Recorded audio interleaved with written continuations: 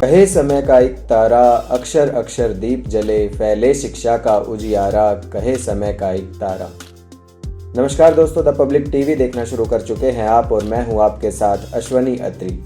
दोस्तों, शिक्षा का दीप जलाने, अशिक्षा और अज्ञान के अंधकार को मिटाने सरकार से लेकर न जाने कितने लोग, अधिकारी और स्वयं सेवा संगठन हमारे देश में काम कर रहे हैं।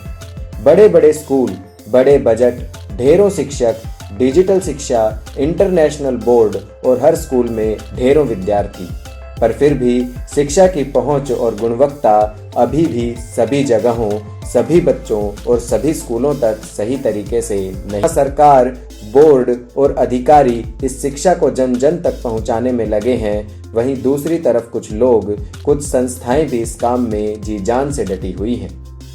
ऐसे ही एक शिक्षा के सारथी, हाथ में शिक्षा की मशाल थामे एक शिक्षा पुरुष से आज हम आपको रूबरू करा रहे हैं, जो पिछले 12 से भी ज्यादा वर्षों से अपने एनजीओ प्रयत्न के माध्यम से शिक्षा के प्रचार प्रसार, शिक्षा में सुधारों और शिक्षा से व्यक्ति निर्माण के रास्ते पर अपनी युवा टीम के साथ लगातार संघर्षरत हैं, कार्यरत। प्रणीत जी, आपका बहुत बहुत स्वागत है द पब्लिक टीवी पर।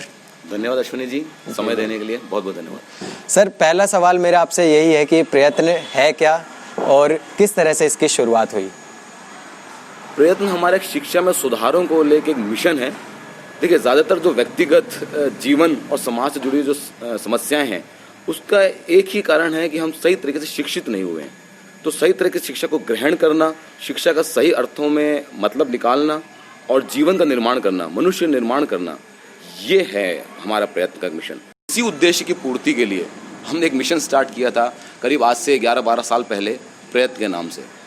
सर, तो ये आपने अकेले शुरुआत की थी इसकी या एक टीम के साथ आप चले थे इसको लेकर के? यकीनन विचार तो मेरा अकेले का था, परंतु इसको इम्प्लीमेंट, क्रियान्वित करने के लिए मेरे दोस्तों ने और मेरे सहयोगियों ने बहुत मदद करी और यकीनन हम सबके सम्मिलित प्रयासों से ही हम एक स्कूल की स्थापना के साथ इस मिशन की शुरुआत कर सके। सर, प्रयत्न के माध्यम से आप किस तरह के शिक्षा सुधार की बात करते हैं? किस तरह से आपका मिशन क्या है, जो बेसिकली मैं अगर जानना चाहूँ तो?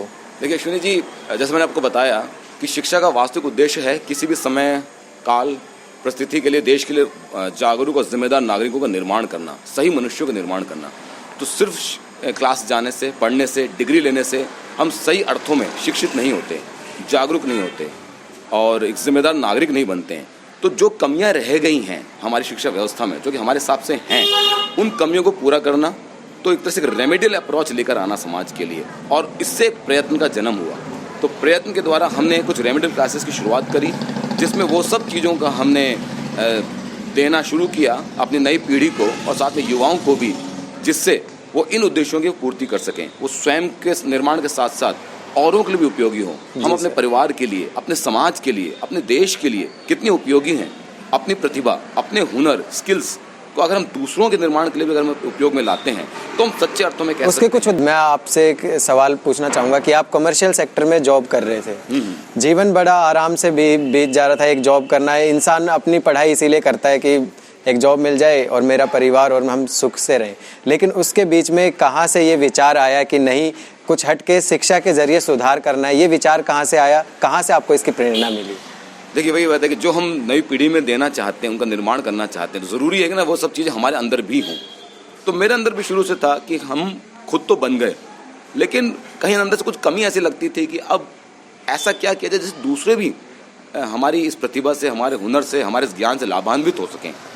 कई ऐसे सेक्शंस, वर्ग हैं हमारी सोसाइटी में जिनको बहुत मदद की ज़रूरत है। गैर बराबरी, असमानता, विषमता बढ़ती जा रही है। इसको दूर कौन करेगा? जो ज़्यादा शिक्षित है, जो ज़्यादा पढ़ा लिखा है, जो ज़्यादा समर्थ है, सबल है। अगर मैं उन लोगों में से एक हूँ, तो यकीनन मुझे भी आगे बढ़कर ऐसा कोई स्टेप, कोई कदम उठाना चाहिए। तो ये बार बार एक अंदर जिजीविषा थी मेरे अंदर, और फिर इसी चीज़ ने मुझे अंदर से एक प्रेरित किया कि मुझे कुछ करना चाहिए, कुछ अलग हटके करना चाहिए। और शिक्षा एक ऐसा विषय था जो शुरू से मेरे दिल के काफ़ी करीब था। सर, तो इसमें आपके परिवार का किस तरह से आपको समर्थन मिला जब आपने बताया कि नहीं, मुझे जॉब सेक्टर से अलग हटके कुछ अलग करना है और शिक्षा के माध्यम से? तो परिवार का एक रहता है कि अलग जाने में तकलीफ तो आती है, तो उसमें परिवार का समर्थन किस तरह से मिला? आपकी वाइफ, आपके तमाम जो घर माता पिता, उनका समर्थन आपको किस तरह से? बिल्कुल आप सही कह रहे हैं कि बिना परिवार के समर्थन से या अपनों के समर्थन के बिना हम कुछ अलग हट के जिंदगी में नहीं कर सकते, क्योंकि सबसे पहले प्रभावित होने वाले लोग कौन होते हैं? हमारे अपने ही होते हैं। तो यकीनन मैं इस बारे में मैं अपनी पत्नी डॉक्टर सोनाली सक्सेना का मैं शुक्रगुजार हूँ कि उन्होंने हर कदम पर मेरा सहयोग दिया। और जब हमने प्रयत्न की शुरुआत की थी तो वो भी इसके एक सह संस्थापकों में से एक हैं और उन्होंने बढ़ चढ़ के हिस्सा लिया। उन्होंने खुद क्लासेस ली, गवर्नमेंट स्कूल्स के चक्कर काटे, अधिकारियों से मिली और मैं कह सकता हूँ कि कंधे से कंधा मिला के मेरा सहयोग दिया। और साथ साथ मेरे मित्र, मेरे सहयोगियों का भी मैं बहुत शुक्रगुजार हूँ कि जिन्होंने पग पग पर मेरा साथ दिया और इस मिशन को सिर्फ मेरा नहीं, एक हमारा मिशन के रूप में हमने इसको अंगीकार किया। आज 12 वर्षों के सफ़र के बाद आप प्रयत्न को कहाँ देखते हैं? यकीनन अभी तो मैं अभी भी यही कहूँगा कि एक शुरुआत भरी है, अभी लंबा सफ़र बाकी है, क्योंकि अधिक से अधिक अगर बच्चों तक पहुँचना है, अधिक से अधिक स्कूलों तक पहुँचना है। अगर हम शिक्षा के सुधारों की बात करते हैं तो बड़ी व्यापक बात है। सिर्फ कुछ बच्चों के, कुछ संख्या के बच्चों पे काम करने से केवल काम नहीं चलेगा। तो इसको मैं शुरुआत ही कहूँगा और अभी कई वर्षों का सफ़र अभी बाकी है। शिक्षा में सुधारों का सफ़र अभी बाकी है, मनुष्य निर्माण का सफ़र भी बाकी है और मनुष्य निर्माण से समाज निर्माण का सफ़र अभी बाकी है। सर, थोड़ा सा मैं फाइनेंशियल तौर पे जानना चाहता हूँ। जब आप एक एनजीओ या किसी माध्यम से जब सुधार के रास्ते पे निकलते हैं तो वित्तीय कठिनाई बहुत आती है, तो उस कठिनाई को दूर करने के लिए क्या सरकार कोई मदद कर रही है आपकी या सब आप अपने दम पे कर रहे हैं? अगर सरकार की बात करें तो सरकार ने वित्तीय तो नहीं, पर हाँ दूसरी चीज़ों में ज़रूर हमारा सहयोग दिया। जैसे उनके बनाए हुए कानून भी हमारा सहयोग देते हैं, चाहे शिक्षा का अधिकार अधिनियम हो। परंतु अगर जब वित्तीय की बात आती है तो उसमें जैसे मैं खुद एक प्रोफेशनल कमर्शियल सेक्टर से जुड़ा रहा हूँ। मैं एक सॉफ्टवेयर इंजीनियर हूँ। अभी तो मैं काम नहीं करता हूँ, परंतु कंपनीज के साथ, कुछ लोगों के साथ, प्रोफेशनल व्यक्तियों के साथ मेरे संबंध रहे हैं।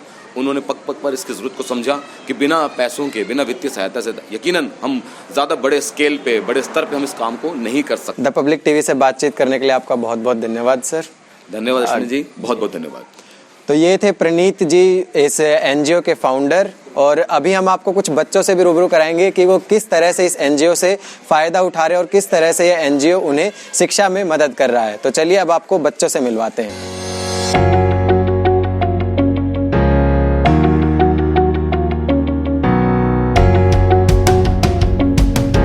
नमस्ते, मेरा नाम शिल्पी है और मैं 8वीं क्लास की छात्रा हूँ और मैं प्रयत्न एनजीओ से हूँ। जो हमारे प्रयत्न के अध्यक्ष हैं, हमारे प्रणीत सर, उनसे मेरे को बहुत अच्छी चीज़ें सीखने को मिली है। जिस तरीके से पूरे देश को चलाने के लिए मंत्रिमंडल होता है, वैसे ही हमारे प्रयत्न को चलाने के लिए हमारा एक मित्र मंडल है जिसकी मैं प्रधान मित्र हूँ। और हमारे पूरे मित्र मंडल में 9 साथी हैं, जैसे कला मित्र, साहित्य मित्र, खेल मित्र। इस तरीके से हमारे अंदर जितने भी लीडरशिप क्वालिटीज़ है वो उसका हमें एहसास होता है और जो अपने जिम्मेदारियों का हम किस तरीके से बड़े होकर अपने लीडरशिप की क्वालिटीज़ को जगाएं। मैं यहाँ की खेल मित्र हूँ और मैं खुद एक ताइक्वांडो प्लेयर हूँ। मैं यहाँ पे बच्चों को खेलों में बढ़ावा देने के लिए हर समय मदद करने के लिए तैयार रहती हूँ। तो दोस्तों, देखा आपने किस तरह से ये एनजीओ शिक्षा को बढ़ावा देने के लिए अपने लगातार प्रयास और संघर्ष कर रहा है। इसी तरह की कहानियां मैं आपके लिए लगातार द पब्लिक टीवी पर लेके आता रहूंगा। तो इसके लिए आप हमारे पब्लिक टीवी को आज ही सब्सक्राइब करें यूट्यूब पे, और अगर आप हमारे वीडियो फेसबुक पे देख रहे हैं तो हमारे फेसबुक पेज को लाइक कीजिए। धन्यवाद, बाय बाय।